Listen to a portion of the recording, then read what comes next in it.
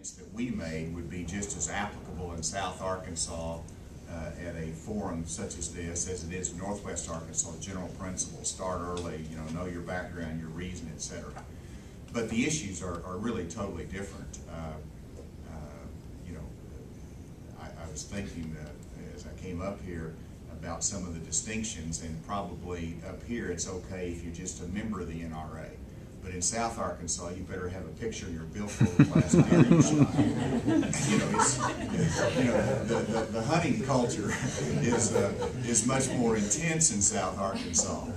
I was amazed when I first ran statewide that in Northwest Arkansas, it is the deficit, it is the debt, it is almost an anti-government feeling because of our history in the hills of Arkansas. It's anti-government. But you go over in East and South Arkansas, and they're conservative socially, but they're farmers. They love government. They are. You have more the importance of the social welfare program in Eastern and Southern Arkansas, and so there are distinctions in issues. So I would answer it that way.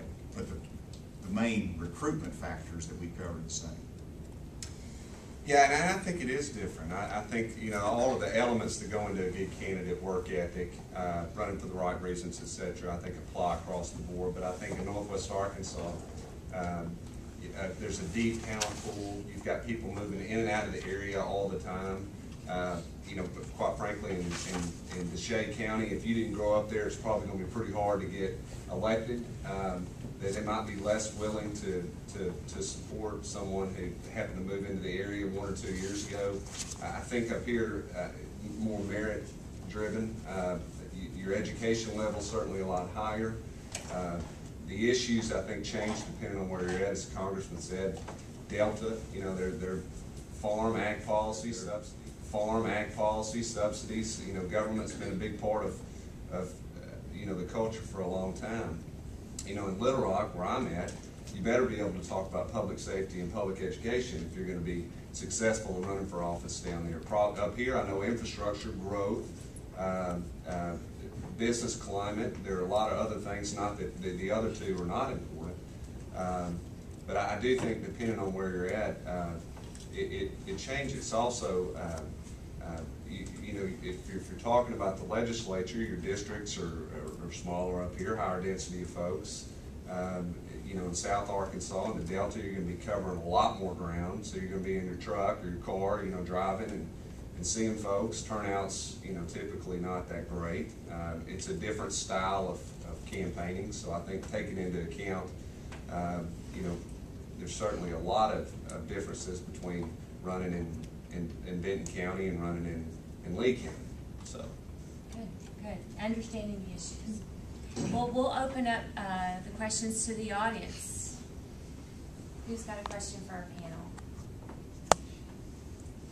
Have y'all not had enough coffee yet? Ms. Friedmeier.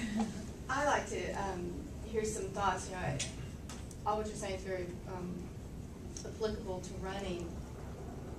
But talk a little bit too about the importance of engaging in the community before you decide. And where I'm leading on that is,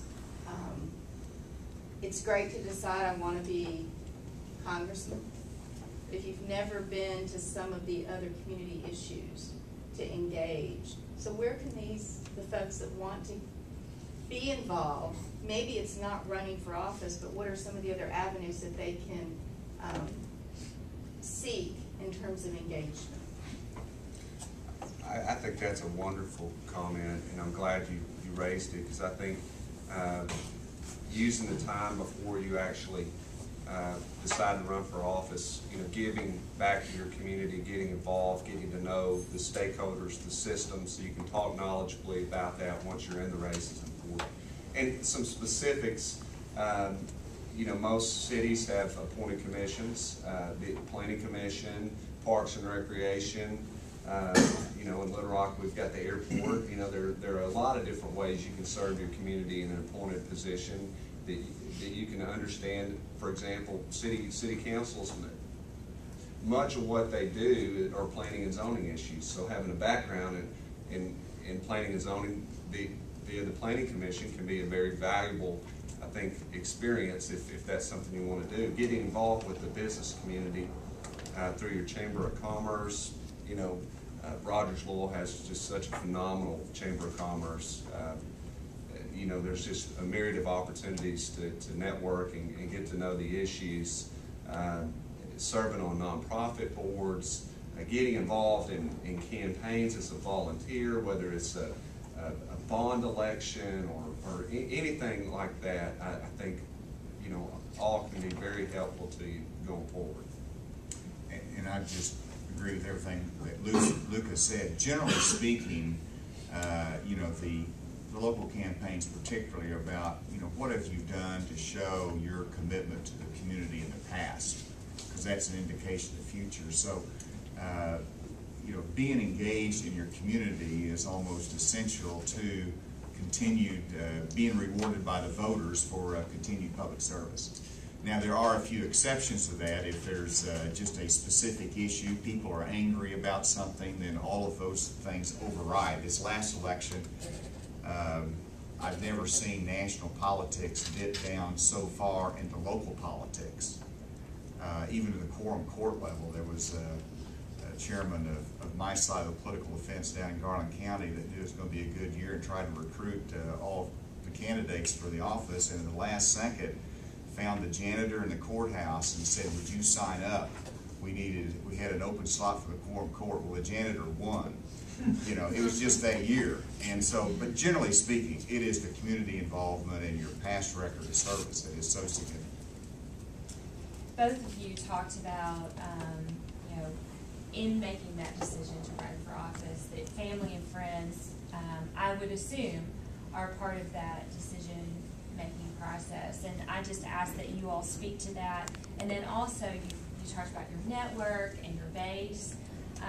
Is that a requirement? Do you need to have that local base, whether it's through family and friends or through business, and if so, why? Well, there was some wise person that said, if you're going to run for office, make sure your feet are on the ground, your arms are around your wife, and your eyes are on the Lord. That wise person was my wife. And you just can't engage in something that is so difficult and so strenuous in your personal life as a campaign without the support of your family. And so it's, but it, you know, and your spouse probably is your wisest counselor, but you've got to have a group of people around you that will be very honest with you.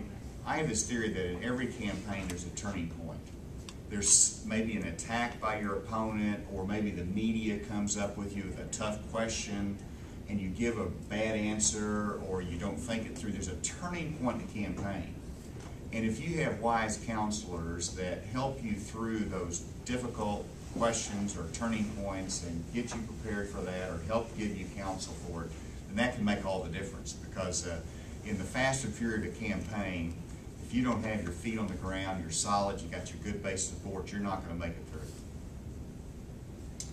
Yeah, and I couldn't agree more. I think those early discussions with your family, having them understand the sacrifice that's forthcoming and being comfortable with that, being comfortable, you know, allowing, you know, you to spend the time necessary to be successful and helping along the way. I think, as the Congressman mentioned, that kitchen cabinet, that core group of people that you're going to turn to early on. And